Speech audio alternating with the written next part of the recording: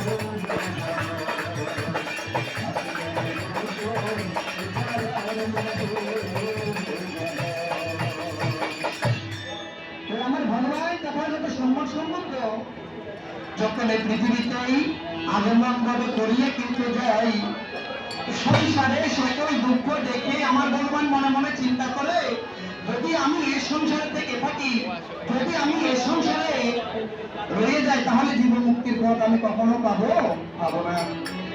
সুভাষ আমার পূর্ণিমা তিথিতেই, শুভ দিনে শুভক্ষণে সারথী চন্দ্র আর কণ্ঠকে সাথে নিয়ে যখন মেদিনের পূর্ণিমা রাতে চলিয়ে আমরা যাই, যেতে যেতে পথে পূর্ণিমা রাতে আমার ভগবান তোমার সিদ্ধান্ত অবস্থায় কেমন কেমন করিয়া রাজার নন্দন সিদ্ধার্থ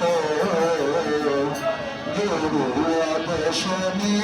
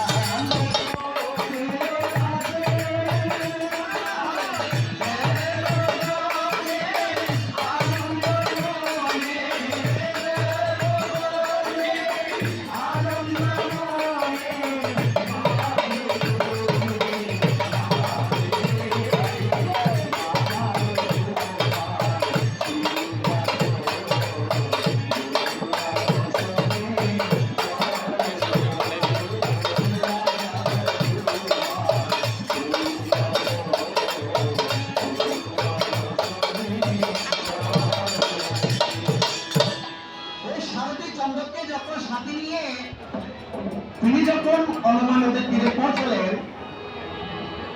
নিজের বসন সবকিছু খুলে সারথী চন্দ্রকে বলে, চন্দ্র তুমি আর যেও না, তোমার আর যাওয়া লাগবে না, তুমি এখান থেকে রাজপ্রাসাদে ফিরে যাও। তাকে তোমার সিদ্ধার্থ বলে কিন্তু যাই, বলে আমার মাথার মুকুটখানা, আমার যে মাথার রাজমুকুট আছে, বলে আমার মাথার রাজমুকুটখানা আমার পিতাকে দিবে, কিন্তু প্রভু বিদ্যা অর্থাৎ মাথা যে রাজমুকুট আছে সেটা কাকে দিবে? পিতাকে। আমার যত রাজকীয় পোশাক আছে, আমার আমার মাথারও চরণে ভক্তি নিবেদনে দিয়ে কিন্তু মাতাকে প্রদান করিবে।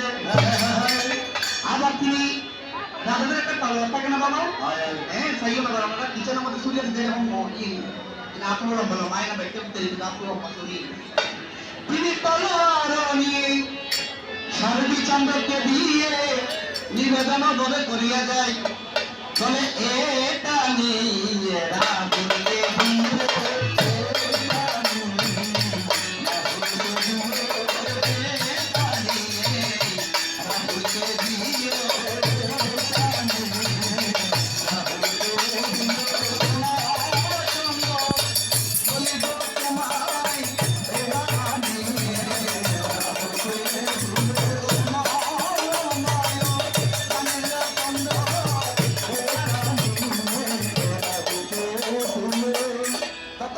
সবকিছু দিয়েছেন। এবার একটা পাদুকা আছে না মা, পাদুকা মানে বুঝলেন?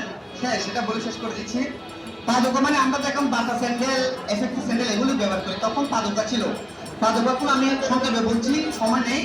এই পাদুকাগুলো নিয়ে বলেছে আমার প্রাণের বুপাকে আমি সত্যি এত ফানুস কেন উড়াই আপনি জানেন? আমরা কোনো মনে করি বুদ্ধের উদ্দেশ্যে না, কে বলে বুদ্ধের সাথে ফানুস উত্তোলন আমরা করি না। ফানুস উত্তোলন করি কেন?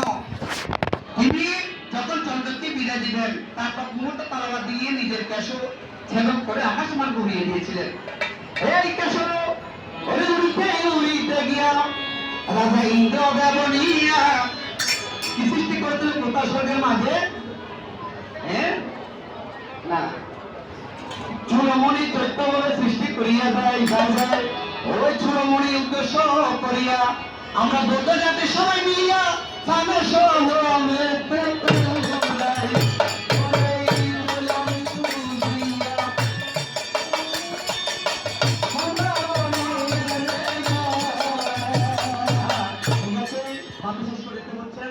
আমি এবার একটা গান করে আমি এখানে তবে বাবা আমি আজকে একটা কথা বলি। আমার বেদার আছে, বুদ্ধ কীর্তন আছে মুগুলপুরিতে, আর আমার বুদ্ধ কীর্তন আছে এক বুদ্ধ কীর্তন নন্দন কাননে। তো যারা যাবেন, যারা মুগুলপুরিতে যাবেন তাদের কীর্তন দেখবেন, আর যারা নন্দন কাননে যাবেন তারা আমি শতভাগের কীর্তনটা দেখবেন। প্রিয় নগরে প্রিয় নগরে মহামায়া হরে ভালো মতো চাই ছিল